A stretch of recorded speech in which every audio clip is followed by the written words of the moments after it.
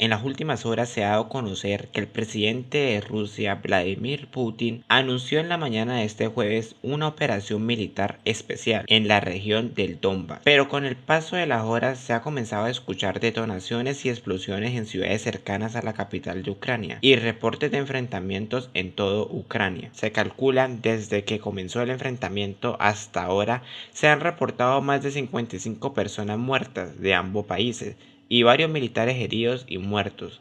El presidente Biden y la Unión Europea puso una orden de serie de sanciones y bloqueos económicos que se le sumarán a los ya puestos a Rusia. Estados Unidos y la OTAN dijeron lo siguiente, que si Rusia no quería una guerra a gran escala, que sería mejor que no se metiera con los países miembros de la OTAN y que si seguía invadiendo Ucrania, Rusia le esperaba lo peor y que todavía hay una salida diplomática de esa guerra que apenas está comenzando. Ucrania le pide a Rusia que no siga atacando y que todavía se pueden arreglar las cosas por una reunión diplomática. Pero también pidió ayuda a los países miembros de la OTAN y a Estados Unidos para detener a Rusia. Rusia en respuesta dijo lo siguiente: la Rusia moderna es una de las potencias nucleares más poderosas del mundo y que además tiene como ventaja de tener las armas más avanzadas, diciendo que en ataque a Rusia directamente sería una derrota y traería terribles consecuencias para cualquier agresor potencial. También dijo a los militares ucranianos que se retiraran y que se fueran para su casa y que lucharan para sacar al gobierno, que no siguieran las órdenes de los criminales que asesinaban a gente inocente. Estas declaraciones de Putin dejan en claro que si atacan o intervienen a lo que está haciendo Rusia, que lo pagarían con armas nucleares y que serían pérdidas terribles, lo cual deja una amenaza nuclear, dice Estados Unidos. Por otro lado, el mundo está en alerta de lo que puede pasar en Chernóbil, ya que Rusia invadió ese territorio y muchos temen que se vuelva a repetir la tragedia de 1986, ya que en las últimas horas se han reportado un ataque, lo cual ha dejado en alerta a toda Europa. Estas fueron las noticias del día de hoy.